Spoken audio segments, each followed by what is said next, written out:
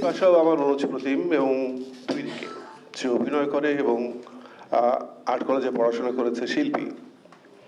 আপনারা মানে হয়তো ভাবেন বা ভাবেন না, আমি ভাবি এই কারণে যে আমিও অভিনয় করি, আমিও ছবি আঁকি।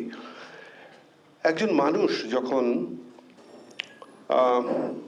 অভিনয় করে দেশের একটা জনপ্রিয় অবস্থান পেয়ে যায়, মানুষ তার দিকে খুব আগ্রহ নিয়ে তাকায়, তখন সেই একটা উচ্চতা থেকে একটা মানুষের নেমে এসে অন্যদিকে উপভোগ করতে নেমে যাওয়া, এটা কিন্তু সচরাচর অনেকের পক্ষে সম্ভব হয় না।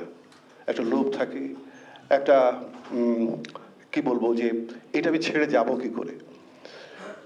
কিন্তু আমরা লক্ষ্য করি যে বিপাশা একসময় সে ছবি আঁকতেই চেয়েছে এবং সে অভিনয় থেকে আস্তে সরে পড়েছে।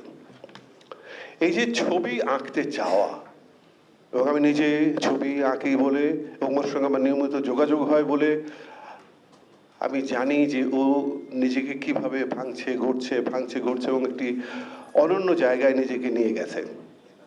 এটা বিশ্বাস করি যে বিপাশার একার পক্ষে একটু কঠিনই হতো। সেখানে আসলে একজন বন্ধু থাকা উচিত, পাশে একজন মানুষ থাকা উচিত, যে মানুষটি একই পরিমাণ সংবেদনশীল, একই পরিমাণ সৃজনশীল। আমি বিশ্বাস করি তৌকিরকে দেখে যে ওদের যে জুটি, ওদের যে সংসার, এবং যতটুকু ওদের ভাবনা আমাদের চোখের সামনে আসে, শিল্পীকে আসলে এগুলো তাকিয়ে দেখতে হয়।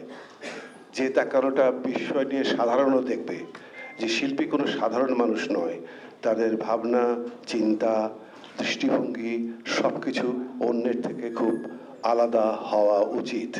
এই দম্পতি সেই মানের, কারণ দুজনই আমি মনে করি অত্যন্ত নিষ্ঠার সাথে, সততার সাথে একটি ক্ষেত্রে কাজ করে। শুভকামনা তৌকির, আরো এগিয়ে যাও।